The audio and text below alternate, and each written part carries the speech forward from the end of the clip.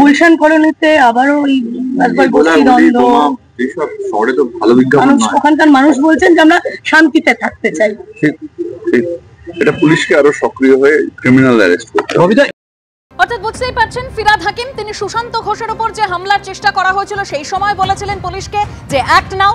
এবারও তিনি বলছেন পুলিশকে আরো সক্রিয় হতে হবে।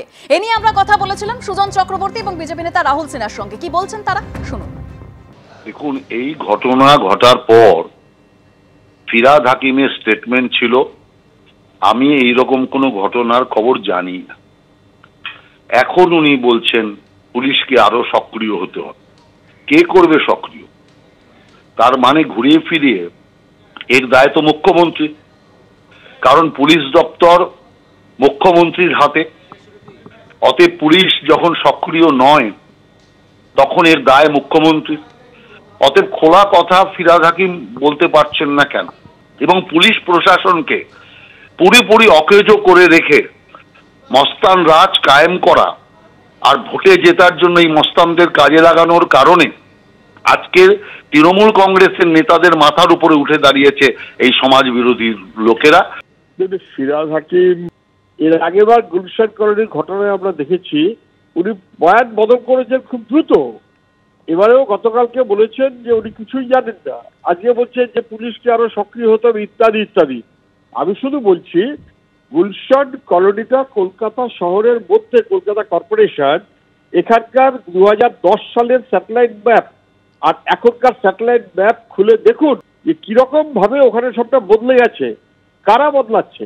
এতদিন পর্যন্ত ওখানকার একচ্ছত্র ছিল জাভেদ খান, মন্ত্রী তৃণমূলের। এখন ওইখানকার কাউন্সিলর হয়েছে বদল করে সুশান্ত ঘোষ। ফলে কার কন্ট্রোল থাকবে, কার দায়িত্ব, এইটা নিয়ে তৃণমূল ঠিক করতে পারছে না। সেই কারণে পুলিশও ঠিক করতে পারছে না। এবার বলে দিক যে কাউন্সিলর মন্ত্রী কারোর কথা শুনবে না, আমার কথা শুনুক। আর মুখ্যমন্ত্রীকে বলুন যে আপনি ফেল করছেন, কারণ রুল অফ ল নেই। গুলশান কলোনির ঘটনা, গুলশান কলোনিতে বেপরোয়া দুষ্কৃতী তাণ্ডব এবং যে ঘটনার পর শহরের নিরাপত্তা বারবার প্রশ্নের মুখে। গতকালের পর এই ঘটনায় জড়িত সন্দেহে আরো এক সন্দেহভাজনকে গ্রেপ্তার করা হয়। ধৃতের নাম মোহাম্মদ আম্বের। অভিযুক্তর বাড়ি গুলশান কলোনিতেই। ধৃত মোহাম্মদ আম্বের মূল অভিযুক্ত মিনি ফিরোজের ঘনিষ্ঠ সহযোগী। গতকাল গুলশান কাণ্ডের পর 3 জনকে গ্রেপ্তার করেছিল পুলিশ। এখনো পর্যন্ত 4 জনকে গ্রেপ্তার করা হয়েছে।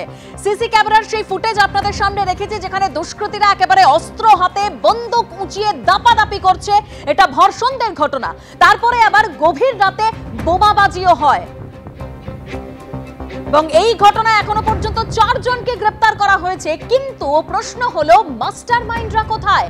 মিনি ফিরোজ, যার কথা আপনাদের বলছিলাম, দেখছেন তার পোস্ট করা একটি ভিডিও, সেটা রিল, অর্থাৎ রিলটা ভাইরাল হয়েছে, কিন্তু পুলিশ এই মিনি ফিরোজের নাগাল পাচ্ছে না। ধোঁয়াশায় রয়েছে পুলিশ, অথচ সোশ্যাল মিডিয়ায় ঘুরছে এই ভিডিও।